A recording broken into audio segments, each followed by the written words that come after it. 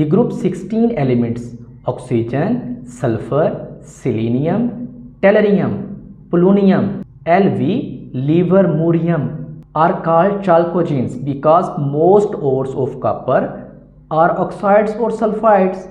Periodic table के group 16 के elements को चाल्कोजीन्स कहते हैं।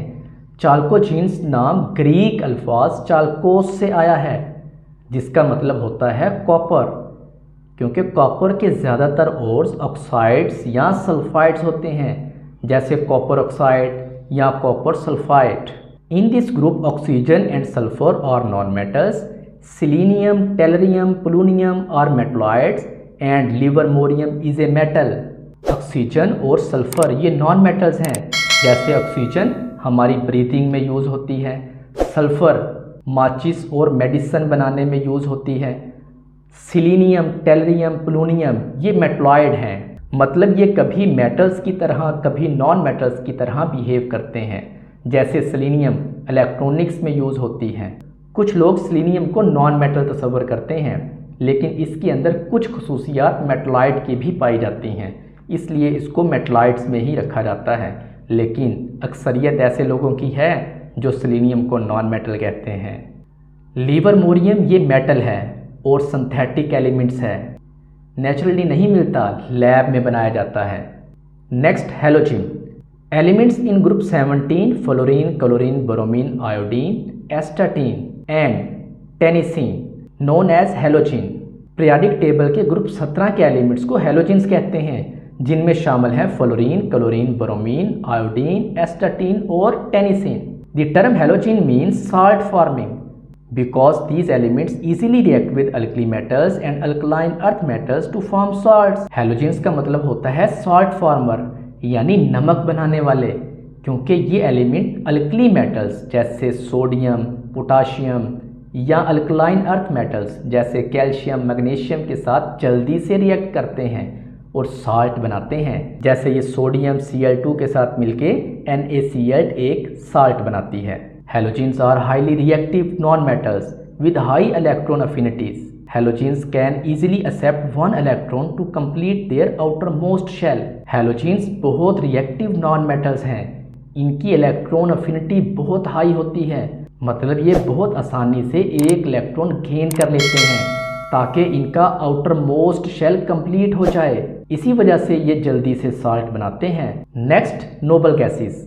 Noble gases are the group of unreactive elements present at the extreme right of the periodic table in group 18. Noble gases periodic table के बिल्कुल extreme right side में group 18 में होती हैं। जैसे यहाँ आप देख सकते हैं helium, neon, argon, krypton, xenon, radon, oganesson. ये नॉर्मली किसी के साथ केमिकल रिएक्शंस नहीं करते। Due to their complete outermost shell they are almost entirely unreactive under normal conditions and rarely form compounds with other elements. ये unreactive क्यों होते हैं, नॉन रिएक्टिव क्यों होते हैं? नोबल गैसेस के आउटर मोस्ट शेल पूरे फिल्ड होते हैं, मतलब इनके पास इलेक्ट्रॉन्स की वो गिनती पूरी होती है जो इनको स्टेबल बना देती है, इसलिए इन्हें किसी और एलिमेंट के साथ रिएक्ट करने की ज़रूरत नहीं पड़ती। Keep in mind although noble gases are unreactive, however they have some compounds. An example is compound of xenon, such as xenon hexafluoroplatinate. The word inert gases was changed to noble gases. Noble gases आमतौर पे react नहीं करते, लेकिन कुछ compounds बनाते हैं, जैसे xenon hexafluoroplatinate। पहले इन्हें inert gases कहते थे, अब noble gases कहते हैं। Quick check 1.1. Why are the elements in group 1 and 2 known as s block elements? Because their valence electrons enter the s subshell. इनके वैलेंस इलेक्ट्रॉन s सबशेल में जा रहे होते हैं। Due to these reasons, they are called as a s block elements. Name the elements in the chalcogenes family. Give their two characteristics. तो इनके नाम oxygen, sulphur, tellurium, polonium, livermorium है।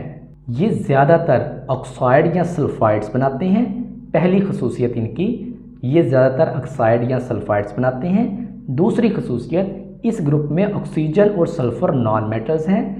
Selenium, tellurium और पोलोनियम मेटलॉइड हैं और Lv यानी livermorium metal है। अब देर चलते हैं टिप्स फॉर मेमोराइजिंग की तरफ। आप एक वर्ड याद कर लें, CHAHANO। इसमें जो CH है चाल्कोजीन्स को रिप्रेजेंट कर रहा है, A अल्कली मेटल्स को, H हैलोजीन्स को, नेक्स्ट यहाँ A है अल्कलाइन अर्थ मेटल, और उसके बाद NO नोबल गैसेस को रिप्रेजेंट कर रहा है। तो डियर, उम्मीद है आज का लेक्चर आपको पसंद आया होगा। सोचो, सीखो और सवाल करो। ये 3 असूल हमारा ये लेक्चर बनाएंगे आसान, दिलचस्प और कामयाब। अगर आपको कोई कन्फ्यूजन है तो ज़रूर कमेंट करें, मैं रिप्लाई करने की पूरी कोशिश करूँगा। लेक्चर अच्छा लगा हो तो वीडियो को लाइक करें, शेयर करें और चैनल को सब्सक्राइब करना ना भूलें। वीडियो देखने का शुक्रिया। अल्लाह हाफिज़।